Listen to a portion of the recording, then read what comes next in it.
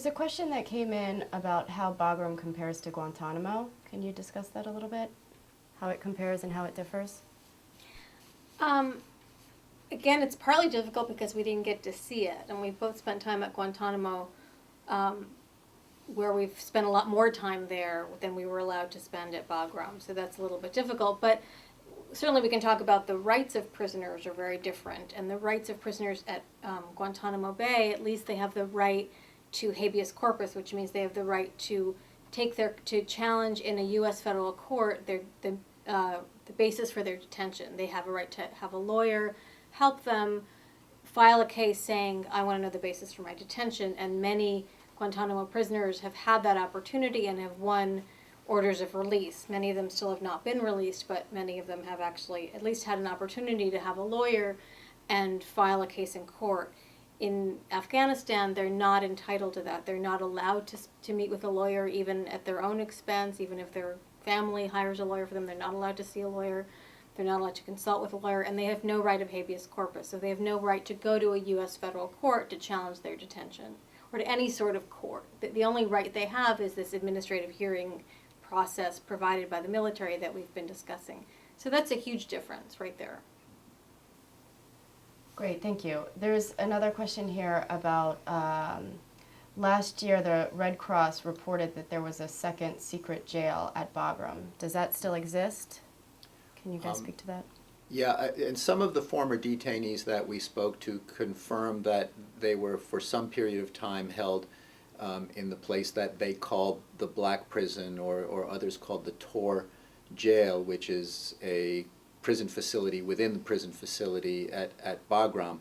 I would hesitate to call it a secret prison, though, because the International Red Cross has for some time known about it, and the International Red Cross also claims that they believe they have access to all places of detention and all detainees that are anywhere in the Bagram facility. So as I say, I would hesitate to call it a secret prison, but there is no doubt that there is a prison within a prison, and that prison within a prison is not run by the same officials and the same task force. It's called Task Force 435 that runs the general detention operation in Bagram. Rather, this special facility is run by special forces, and there is nowhere near the amount of communication available or transparency about how that facility is run, how the detainees are treated, as there is with the larger Bagram detention operation, where we can talk to the people who are in charge of it, we can ask them questions, we can see the detainee review procedures. So there are still some concerns and I think a lot of open questions about why this facility exists and what kind of accountability there is for the conditions and the treatment of detainees in that facility. Yeah, and I would just add that based on the interview, we met with a lot of former detainees who had been recently released because we were really interested in finding out what are the conditions like now and in the past year and since the Obama administration has come in. And they definitely described, each one of them, a marked difference between the first couple of weeks that they were held, which is when they're held in this Tor jail or this prison within a prison, and then when they're moved to the main facility. The main facility has really significantly improved over the Bush administration years.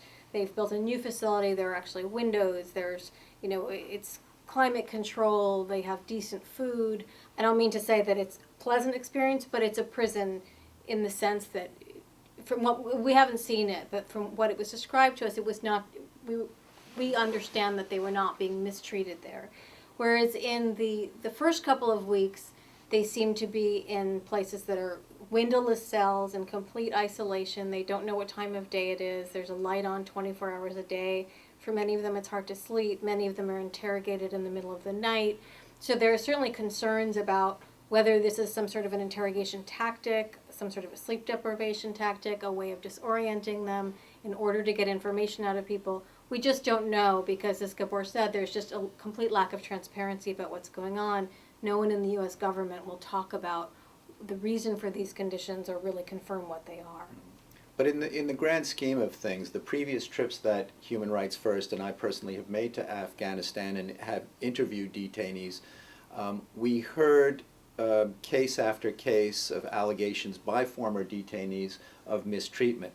Now, this time when we went to Afghanistan, the former detainees that we spoke to, the ones that were detained more recently and released more recently, we did not hear any of the same kinds or degrees of allegations of mistreatment as we have heard in the past, and that's a good sign.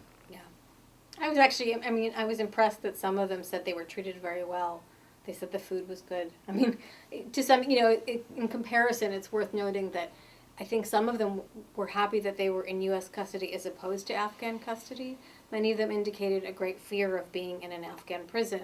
And that's one of our concerns about the transition from U.S. to Afghan control is if the U.S. doesn't do a significant amount to improve prison and justice conditions in Afghanistan, then we could end up with an even worse situation when these prisoners are transferred. And several of them said that they, pleaded with the Americans not to be sent to an Afghan prison because the only way out of an Afghan prison is to pay a bribe, and they don't have the money. Right, right, and that's also a huge issue that we will be looking into more. And is again, to what extent and how can the U.S. improve the Afghan justice system, and how can this transition effort that the U.S. military is really trying to very actively engage in, what can they do to actually change a system that has been for a very long time very corrupt? So that's going to be a huge challenge for the future. It looks like we have time for just one more question. Should the U.S. be able to indefinitely detain terrorism suspects picked up outside Afghanistan or Iraq? Big one You take here. that one, you're an expert in. So the question now is outside of the context of the armed conflict that is Afghanistan. So in other words, what I take that to mean is we're not talking about application of the laws of armed conflict, the laws of war, in which the Geneva Conventions certainly anticipate that there will be detention.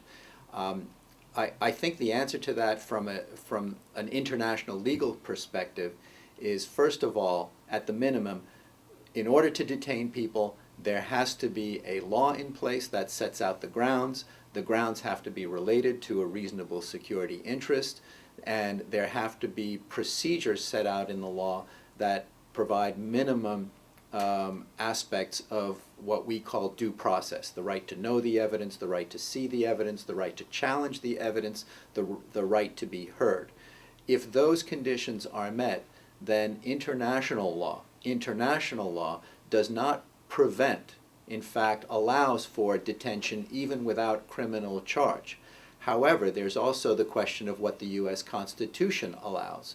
And there's at least a strong argument to be made that the U.S. Constitution applies to U.S. behavior everywhere, and that the U.S. Constitution does not provide authority for detention absent criminal charges of people who are actually suspected of terrorism, which is a crime. So the bottom line is our position, and I think the correct position from a perspective of the totality of applicable law, is that if the U.S. is going to be detaining people in connection with allegations of terrorist activity, it should do so by charging them with crimes, by giving them trials, and making sure that those trials are held in the standard and respectable federal courts that for a long time have been responsible for criminal trials, including for war crimes, rather than the ad hoc and disreputable military commissions that have grown up from the Bush administration and are being practiced in Guantanamo. Great. Is there anything that either of you would like to say to close up? Well, we do plan to return to Afghanistan. There's more work to be done. The U.S. detention practices are a work in progress, and the review of them, the analysis of them, and the reporting on them from a human rights perspective also happens to be a work in progress. So we'll keep doing what we do. We will, and we'll have a report out hopefully within a few weeks, a month, something like that. Thanks, Daphne and Gabor, and thanks to everybody watching out there. At Human Rights First, we're working to keep human rights at the center of U.S. foreign policy in Afghanistan and elsewhere. If you'd like to know more about our work, visit our website at humanrightsfirst.org. And thanks again.